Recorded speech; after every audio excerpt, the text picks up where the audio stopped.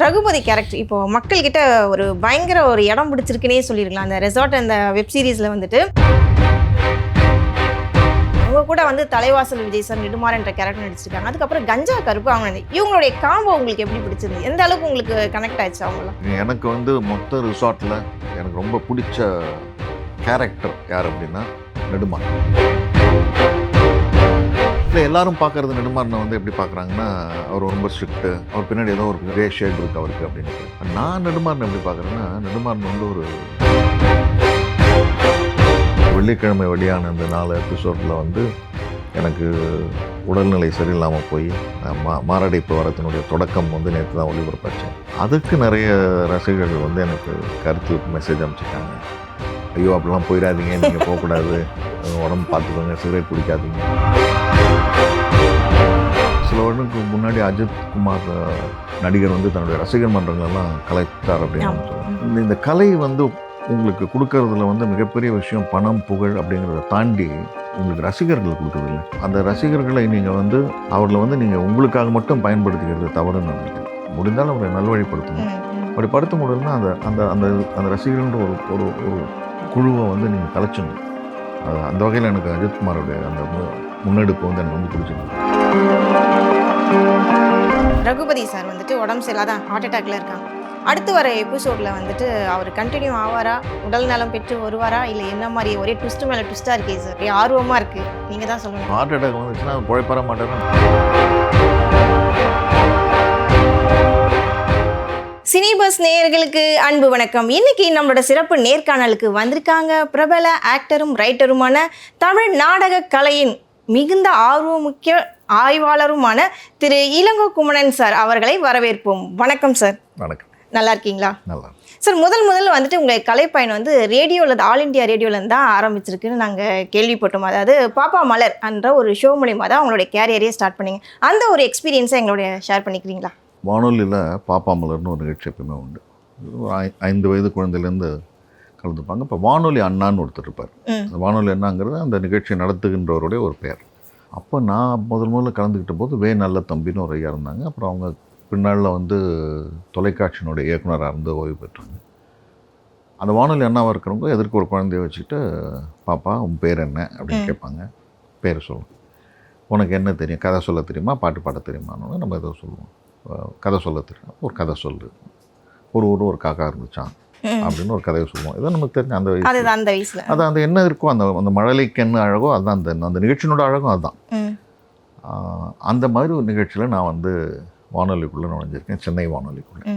அதுக்கு பிறகு நான் எதிர்பாராமல் கிடைத்த வாய்ப்பு என்னென்னா, எங்கள் அம்மா அங்கே இப்போ விவித் பாரதியில் இருந்தாங்க. அங்கே நாடகங்கள் போடுவாங்க, வானொலி நாடகங்கள்.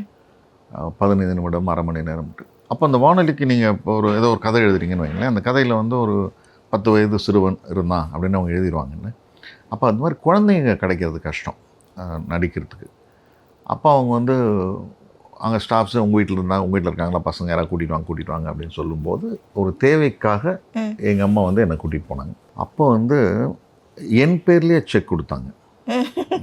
Kumanan son of Mr Ilangovan போட்டு மைனர் அக்கௌண்ட் பண்ணி என் பேர்லேயே செக். நான் வாங்கின முதல் சம்பளம் அப்படின்னா என்னோடய 9வது வயசில் 10 ரூபா. அது ரொம்ப சந்தோஷமான விஷயம்ல அந்த டைமில். அந்த கான்ட்ராக்ட் நான் இன்னும் வச்சுருக்கேன். சூப்பர். பாதுகாத்து வச்சுருந்து அந்த கான்ட்ராக்ட் நான் வச்சுருக்கேன். அதற்கு பிறகு அந்த சிறுவனும் இல்லாமல் இளைஞனும் இல்லாமல் ஒரு காலகட்டம் இருந்தது. அதில் ஒரு 3 வருஷம் சும்மா இருந்தேன். அதுக்கப்புறம் மறுபடியும் 18 வயசுக்கு மேலே இளைய பாரதத்துக்குள்ளே வானொலியில் போய் அங்கே நிகழ்ச்சிகள் பண்ணிகிட்டு இருந்தேன். ஸோ இந்த அத்தனை அனுபவங்களும் சேர்ந்து தான் நான் வந்து என்னுடைய தொழில் வாழ்க்கையை வந்து நாகர்கோவில் வானொலி நிலையத்தில் அறிவிப்பாளராக தொடங்கினேன். அதுதான் என்னுடைய வானொலி பயணம். கிட்டத்தட்ட மோர் தென் ஒரு 17 இயர்ஸ் இருந்திருப்பீங்களா சார் ரேடியோ இதில்? ஆமாம். நான் வந்து 80களில் வந்து நாகர்கோவில் வானொலி நிலையத்தில் அறிவிப்பாளராக சேர்ந்தேன். அதுக்கப்புறம் 90ல் மாற்றலாய் சென்னைக்கு வந்தேன். சென்னையில் ஒரு 10 வருஷம் இருந்தேன். மொத்தமாக 17 வருஷங்கள் நான் வானொலியில் வேலை பார்த்துட்டு அதுக்கப்புறம் நான் ராஜினாமா பண்ணிவிட்டு வெளியில் வந்துட்டேன். எதனால் அந்த ராஜினாமான்ற ஒரு முடிவு? இல்லை, எனக்கு வந்து 2 விஷயங்கள் தான். எனக்கு வானொலிங்கிறது அது ஒரு என்ன சொல்கிறது, ஒரு சுஜாதா வந்து திரையுலகத்தை வந்து கனவு தொழிற்சாலைன்னு சொன்னார். அந்த மாதிரி நான் வானொலியை வந்து அது ஒரு மாய உலகம்னு நான் சொல்லுவேன். அந்த கட்டடத்துக்குள்ளே நீங்கள் உள்ளே போயிட்டீங்கன்னா உங்களுக்கு நேரம் தெரியாது, நீங்களாக பார்த்தா தான் உண்டு. ஏன்னா அது முழுக்க மூடப்பட்ட கட்டடம், குளிரூட்டப்பட்ட கட்டடம். உள்ளே நீங்கள் செய்கிற வேலை அந்த மாதிரி கலையோட சம்மந்தப்பட்ட விஷயம் உங்களுக்கு நேரமே தெரியாது. அந்த மாதிரி உலகமும் தெரியாது. அங்கே உள்ளே போயிட்டோன்னா நம்ம அதுக்குள்ளேயே தான் இருப்போம். ஸோ எனக்கு அதை தாண்டி வெளியில் வந்து ஒரு உலகத்தை பார்க்கணுன்னு ஒரு விருப்பம் இருந்தது. ப்ளஸ் என்னுடைய தேவைகளும் கொஞ்சம் இருந்தது. இன்னொன்று என்னோடய எதிர்காலம் என்னென்னு எனக்கு நல்லா தெரிஞ்சுது. நான் வானொலியிலே பணியாற்றிட்டு இருந்தேன்னா இன்னும் ஒரு 58-60 வயசில் வந்து ஓய்வு பெறுவேன். ஓய்வு பெறும்போது நான் என்ன சம்பளம் வாங்குவேன்னு எனக்கு தெரிஞ்சுது. ஓய்வு பெறும்போது நான் என்ன நிலைமையில் இருப்பேன்னு எனக்கு புரிஞ்சுது. அதை தாண்டி எனக்கு வாழ்க்கையை பார்க்கணுன்னு எனக்கு விருப்பம் இருந்துச்சு. அதனால் துணிந்து நான் வந்து மத்திய அரசாங்க உத்தியோகத்தை நான் வந்து எனக்கு 2 குழந்தைகள் பிறந்ததுக்கு பிறகு நான் விட்டுட்டு வழியில் வந்தேன். அது ஒரு துணிச்சலான முடிவு தான் அந்த நேரம். அது வெளியில் வந்ததுக்கான காரணங்கள் அது இந்த தேடுதல் தான் காரணம்னு வச்சுக்கோங்க. ஒரே வார்த்தை தான். எங்களுடைய வானொலி நேயர்கள் அவங்க வந்து ரசிகர் மன்றம்னு ஒன்று ஆரம்பிக்கணும்னு வந்து என்னை பார்த்தாங்க. அப்போ வந்து நான் சொன்னேன் அதெல்லாம் தப்புங்க, அதெல்லாம் பண்ணக்கூடாது. எதுக்காகன்னு கேட்டேன். இல்லை நம்ம எதாவது சமூக செய்யணும், அதை நீங்கள் வேறு பேரில் கூட செய்யலாமே அப்படின்ட்டு எஸ்எஸ் இன்டர்நேஷ்னல் சமூக நல அமைப்பு அப்படின்னு ஒரு அமைப்பை தொடங்கி வாரம் வாரம் அவங்க என்ன நினைக்கிறாங்களோ அதை செஞ்சிட்டு இருந்தாங்க. எவ்வளோ பெருமையாக இருக்கும்ல. பெருமைங்கிறத விட கொஞ்சம் பயமாகவும் இருந்தது எனக்கு. அந்த டைம் பயமாகவும் இருந்தது. ஏன்னா இது கரெக்டாக கொண்டு போகணும் அப்படின்ட்டு. இப்போ சமீபத்தில் சில வருடங்களுக்கு முன்னாடி அஜித் குமார் நடிகர் வந்து தன்னுடைய ரசிகர் மன்றங்களெல்லாம் கலைத்தார் அப்படின்னு சொல்லுவாங்க. கமல்ஹாசன் ஐயா வந்து ரொம்ப காலத்துக்கு முன்னாடி நற்பணி இயக்கமாக மாற்றினார்.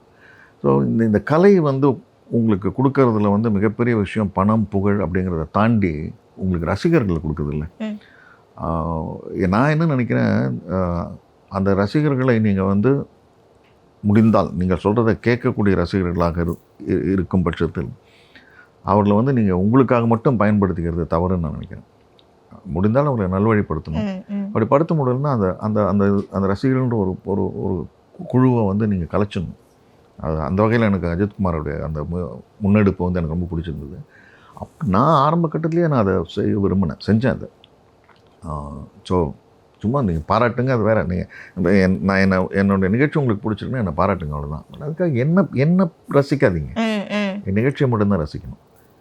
ஏன்னா யாருமே யாருடைய முழு ரசனைக்கும் முழு மதிப்பிற்கும் உரியவர்களாக இருந்துட முடியாது. எல்லாருக்கிட்டையும் ஒரு தவறு இருக்கும். அப்போ நீங்கள் அதை பிரித்து பார்க்காமல் நீங்கள் என்னை ஏற்றுக்கொள்ள ஆரம்பித்தீர்களானால் என் தவறையும் நீங்கள் அங்கீகரிக்கலாகிறீங்க. அதை பண்ணக்கூடாதுன்னு நான் நினைக்கிறேன், யாராக இருந்தாலும் சரி. தமிழ் நாடக கலை மேலே உங்களுக்கு இவ்வளோ மிகுந்த ஆர்வம் வருவதற்கான காரணம் என்ன? நீங்கள் சொன்னீங்க 9 வயசுலேயே நான் நடிக்க அம்மாவோட அந்த ரேடியோவில் நடிக்க ஆரம்பிச்சேன். நீங்கள் அதோட ஸ்டாப் பண்ணாமல் அதுக்கப்புறம் வந்து ரிசர்ச்லாம் பண்ண ஆரம்பிச்சிருங்க. இது எங்கேருந்து ஸ்டார்ட் ஆகுது? எங்கேருந்து ஆரம்பிச்சு இந்த ஆர்வம்? அப்பா அம்மா 2 பேரோட. எங்கள் அப்பா நல்லா எழுதுவார். எங்கள் அப்பா நல்ல எழுத்தாளர், தமிழ் பேராசிரியர். எங்கள் அம்மா நல்லா பேசுவாங்க. ரெண்டும் சேர்ந்து எனக்கு இருக்குதுன்னு எனக்கு தெரிஞ்சது. அதுக்கப்புறம் நான் அதை வகைப்படுத்திக்கிட்டேன். ஸோ அங்கேருந்தே எனக்கு நடிப்பு ஆர்வம் வந்து என்னை தொடர்ந்துட்டு இருந்தது. அண்ட் வீட்லேயே நாங்கள் நிறைய பண்ணுவோம். நானே என் தம்பி, இப்போ என் தம்பி நடிகராக இருக்காருல இளங்கோ குமரவேல். நாங்கள் வந்து எங்கள் வீட்லேயே நிறைய நாடகங்கள் போடுவோம். சின்ன வயசுலேருந்து கேலண்டர் இருக்குல்ல, அந்த கேலண்டரில் 1, 2 தேதி இருக்கும்ல, அதெல்லாம் கட் பண்ணி பழைய கேலண்டர் எடுத்து அதெல்லாம் கட் பண்ணி வச்சுட்டு 2யும் 5யும் பக்கத்தில் ஒன்றா வச்சு 25 பைசா டிக்கெட்னு போட்டு 25 பைசா தான் ஹையஸ்ட் எங்களுக்கு. 25, 15, 10, 5 இப்படிலாம் வச்சு 25 தான் முன்னாடி 2 பைசா இருந்தது அப்போ. 2 பைசா அவங்க கடைசியில் பின்னாடி உட்கார வச்சு வீட்லேயே ஸ்க்ரீன் எல்லாம் எடுத்து போட்டு. அப்புறம் என்ன மாதிரி கேரக்டர் நீங்களும் தம்பியும் பண்ணுவீங்க? இல்லை, நாங்கள் எல்லா ட்ராமாவும் போடுவோம். ஏதாவது சினிமா பார்த்தோன்னா அதுலேருந்து ஒரு 4 சீன் எடுத்து வச்சு அதே அந்த சினிமாவில் இருக்க கதாபாத்திரங்கள் எல்லாம் இருக்கும். பார்க்குறவங்களுக்கு அது ஞாபகம் இருக்கும். ஆனால் நாங்கள் வேறு கதை சொல்லுவோம் உள்ள. எதையோ ஒன்று நாங்களாம் நினச்சிட்டு ஏதோ ஒன்று பண்ணிட்டு இருந்தோம். அந்த மாதிரி எல்லா இளைஞர்களுக்கும் இருக்கக்கூடிய அந்த ஒரு கனவு, என்ன சொல்கிறது, சினிமா அப்படிங்கிற மாதிரி அது இருந்தது எனக்கு. ரொம்ப அதிகமாகவே இருந்தது எனக்கு. ரகுபதி கேரக்டர் இப்போ மக்கள்கிட்ட ஒரு பயங்கர ஒரு இடம் பிடிச்சிருக்குன்னே சொல்லியிருக்கலாம். அந்த ரெசார்ட் அந்த வெப் சீரிஸில் வந்துட்டு ரொம்ப நல்லா பண்ணியிருக்கீங்க அப்படிங்கிற மாதிரி எல்லாருமே பார்க்குறாங்க. ஒரு பொறுப்பான அப்பாவும் ஒரு பொறுப்பான ஒரு எம்டி, ஒரு கம்பெனி, அந்த ரெசார்ட்டுக்கு ஓனர். ஸோ இந்த கேரக்டர் பண்ணும்போது உங்களுக்கு எப்படி தோணும்? அந்த கேரக்டராகவே அப்படியே உள் வாங்கி பண்ணியிருக்கீங்கன்றதா எல்லாருடைய பாராட்டுமே இருக்குது. ரொம்ப நன்றி அந்த பாராட்டுக்கு. ரொம்ப ஆச்சரியமாக இருக்குது, எனக்கு மகிழ்ச்சியாக இருக்குது, ஆச்சரியமாக இருக்குது. வெள்ளிக்கிழமை வெளியான அந்த 4 எபிசோடில் வந்து எனக்கு உடல்நிலை சரியில்லாமல் போய் மாரடைப்பு வரத்தினுடைய தொடக்கம் வந்து நேற்று தான் ஒளிபரப்பாச்சு. அதுக்கு நிறைய ரசிகர்கள் வந்து எனக்கு கருத்து மெசேஜ் அனுப்பிச்சிருக்காங்க. ஐயோ அப்படிலாம் போயிடாதீங்க, நீங்கள் போகக்கூடாது, உடம்பு பார்த்துக்கோங்க, சிகரெட் பிடிக்காதீங்க அப்படின்லாம். அது நாடகமாக பார்க்காம பர்சனலாக பார்க்குறாங்க. இது நிறைய இடத்துல சொல்லியிருந்தாங்க. வேற ஒரு பேட்டியில் கூட கேட்டாங்க, இந்த வயசில் சிகரெட் பிடிக்கணுமா அப்படின்ட்டு. அப்புறம் நான் அவங்களுக்கு சொன்னேன், அந்த அந்த அந்த மாதிரி கருத்து தெரிவிக்கும் போது நான் வந்து ஒரு நடிகனாக நான் சந்தோஷப்படுறேன். ஏன்னா அவங்க சொல்கிறது வந்து ரகுபதிங்கிற கேரக்டர் சொல்கிறாங்கல்ல, எனக்கு அதில் சந்தோஷமாக இருக்கு நடிகன். பட் அதை தாண்டி நான் வந்து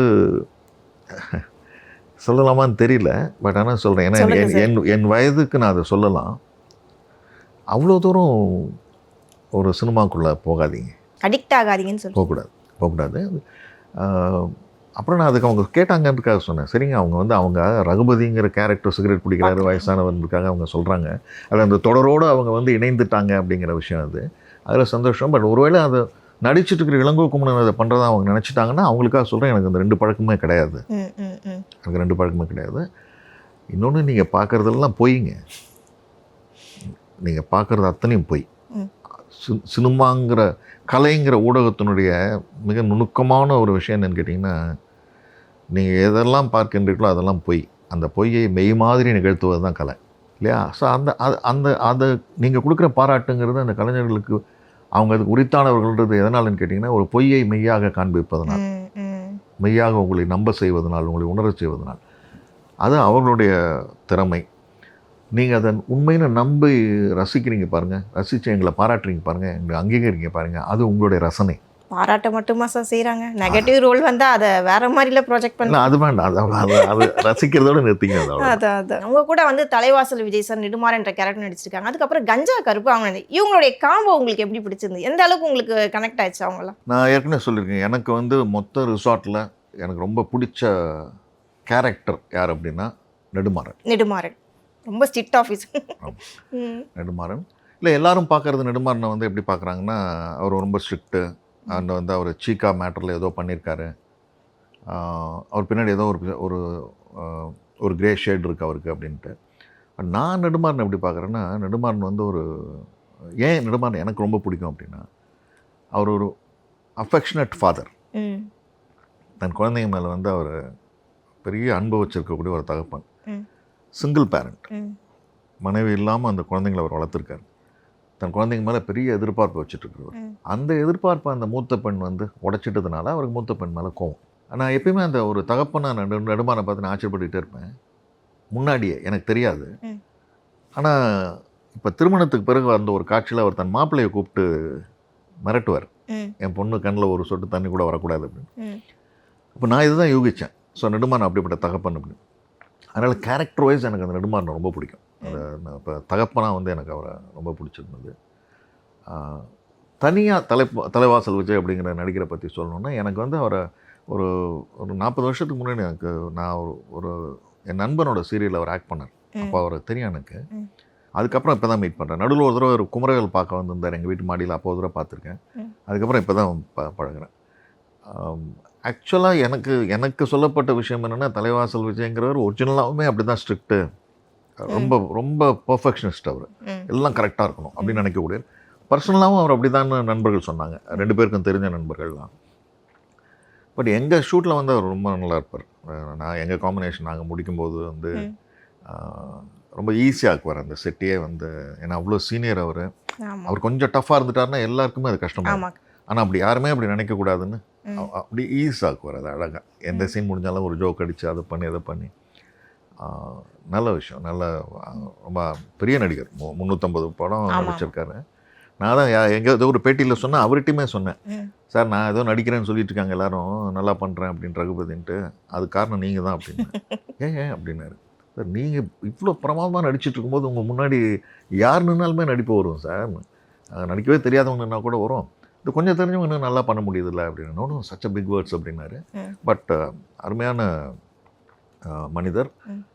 அவர் கூட நடிக்க எனக்கு ஒரு வாய்ப்பு கிடைச்சது எனக்கு ரொம்ப சந்தோஷம்.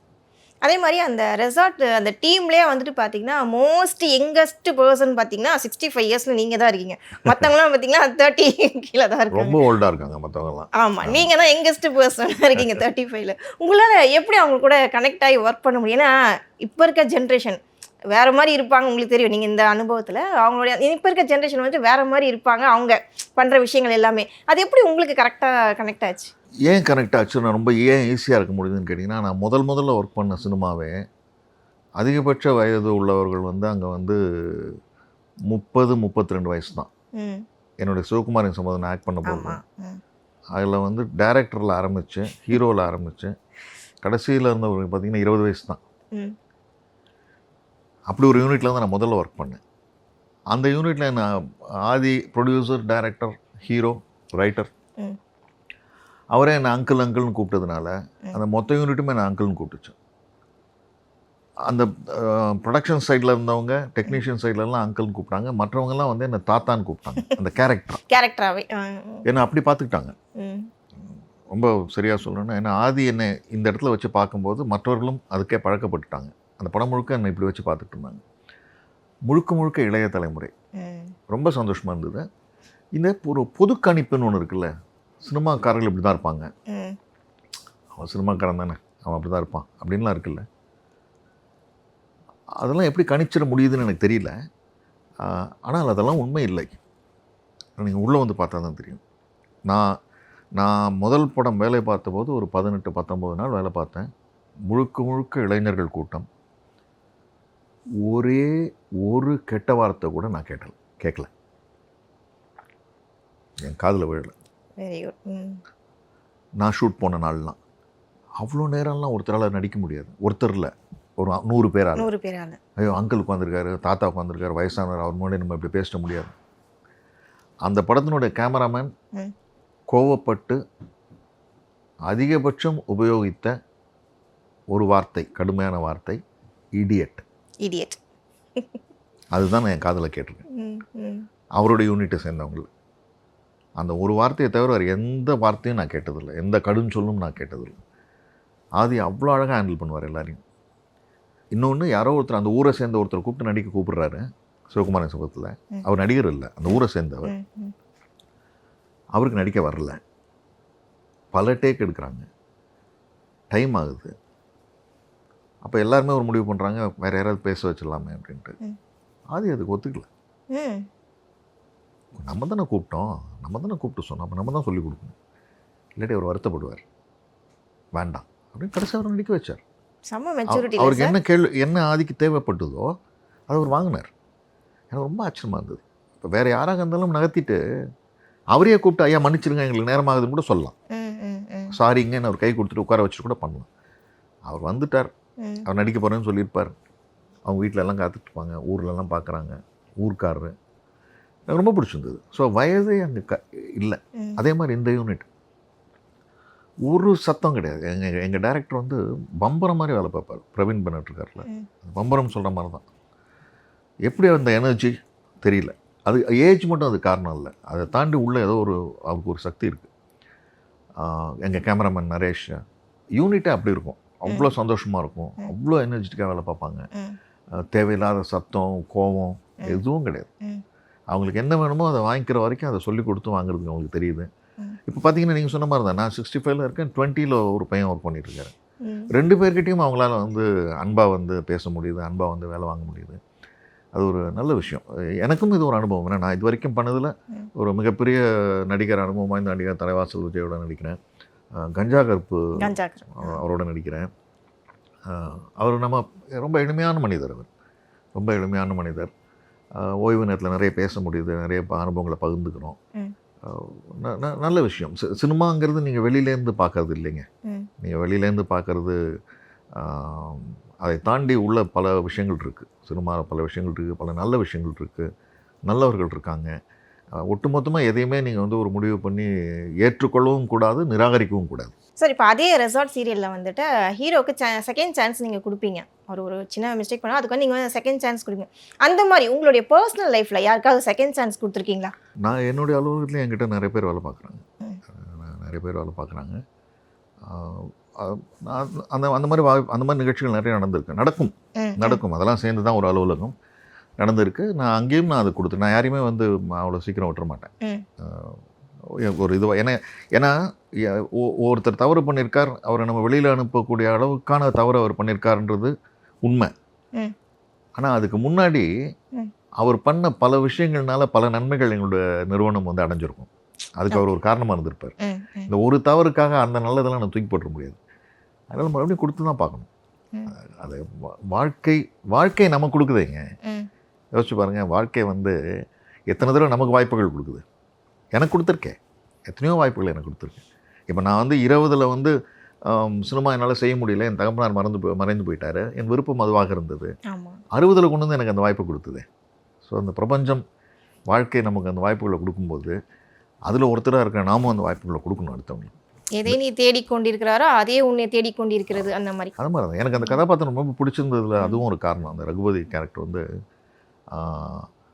எல்லாமே அது நல்லது தான் செய்யுது, நல்லது தான் நினைக்குது. ம், அந்த நெடுமாறன் மேலே ரகுபதிக்கு கோபம் இருந்தாலும், ம், நெடுமாறனுக்கும் ரகுபதி மேலே பல கோபங்கள் இருந்தால் கூட நெடுமாறன் வேறு வழி இல்லாமல் ஏற்கிறார். ம், அதை ஒரு இடத்துல சொல்லுவார் தன் நண்பர்கிட்ட, ம், என்னமோ அவரை எதிர்த்து என்னால் பேச முடியாது ம், அப்படின்னு ஒரு வார்த்தை சொல்லுவார். அதை பயன்படுத்திக்கிறாங்கன்னு சொல்லுவார்.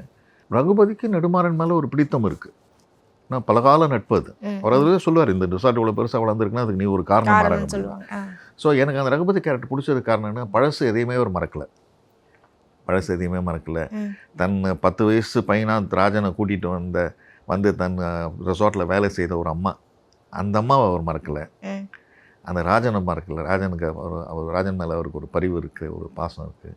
எங்கேருந்தோ தான் கூட்டிகிட்டு வந்த சிதம்பரத்துக்கு இந்த மாதிரி ஒரு பிரச்சனை வந்துருச்சுன்னு அந்த சிதம்பரத்தை தேடுறதுக்கு முயற்சி பண்ணிகிட்ருக்காரு. ம், அதை அவர் வருத்தப்பட வைக்குது. ம். தான் எடுத்த ஒரு தவறான முடிவுனால தன் பொண்ணு வாழ்க்கை இப்படி போயிடுச்சுன்றதுக்காக அதில் வருத்தப்படுறாரு. நல்ல கதாபாத்திரம் அது, எனக்கு ரொம்ப பிடிச்சிருந்தது. சார், இதே கதாபாத்திரத்தில் ரகுபதி சார் வந்துட்டு உடம்பு சரியில்லாத ஹார்ட் அட்டாக்ல இருக்காங்க. அடுத்து வர எபிசோடில் வந்துட்டு அவர் கண்டினியூ ஆவாரா, உடல் நலம் பெற்று வருவாரா, இல்லை என்ன மாதிரி ஒரே ட்விஸ்ட் மேலே ட்விஸ்ட்டாக இருக்கே சார்? ஒரே ஆர்வமாக இருக்குது, நீங்கள் தான் சொல்லணும். என்ன கேட்குறீங்களா? உங்களை தான் சார் கேட்குறேன். ரகுபதி சாரா? ரகுபதியை கேட்குறீங்களா? தெரியாது. ஏன்னா ஹார்ட் அட்டாக் வந்துச்சுன்னா பிழைப்பார மாட்டாருன்னு டாக்டர் தானே சொல்லணும். எப்படி ரகுபதியை சொல்லுவார்? கண்டினியூ ஆவாரா சார்? இங்கே டாக்டர்ன்றவர் வந்து எங்கள் டைரக்டர் தான், டேரக்டர், ரைட்டர் தான், அவங்க தான் சொல்லணும். ம். கதையின் போக்கு எப்படியோ அப்படி தான் நடக்கும். சார் சஸ்பென்ஸ் வச்சுட்டாங்க, வேறு வழியே இல்லை, நம்ம அந்த சீரியல் கண்டினியூவாக பார்த்தே தான் ஆகணும். ரொம்ப நன்றி சார். பல தகவல்கள் நம்ம நேயர்களுக்கு புரிகிற மாதிரி ரொம்ப இன்ட்ரெஸ்டிங்காக சொன்னீங்க. தொடர்ந்து பேசுவோம். நன்றி, வணக்கம் சார். ரொம்ப நன்றி. இந்த சினி பஸ் அப்படிங்கிற சேனலில் என்னை கூப்பிட்டு நீங்கள் பேசினது ரொம்ப நல்ல எனக்கு ஒரு சந்தோஷமான நிகழ்ச்சியாக இருக்குது. நான் பொதுவாக இந்த மாதிரி நிகழ்ச்சிகளில் சில கருத்துக்கள் நம்ம சொல்லும்போது இந்த கருத்துக்களெல்லாம் பார்வையாளர்கள் வந்து அப்படியே ஏற்றுக்கணும் அப்படிங்கிறதெல்லாம் அவசியம் இல்லை. இது என்னுடைய கருத்து. இதை சொல்வதற்கு எனக்கு எவ்வளோ உரிமை இருக்கோ அந்த மாதிரி இந்த கருத்துக்களை மறுக்கிறதுக்கு உங்களுக்கு உரிமை இருக்குது. ஆனால் அதை மறுக்க வேண்டிய கட்டாயம் உங்களுக்கு நேர்ந்தால் அதை நாகரிகமாக மறுங்கள், நாகரிகமான மொழியை பயன்படுத்துங்கள். நம்ம நட்பு, நம்முடைய உறவு வந்து ஆரோக்கியமாக இருக்கிறதுக்கு அது ஒரு மிகச்சிறந்த முறை. நன்றி. Thank you sir. தேங்க்யூ.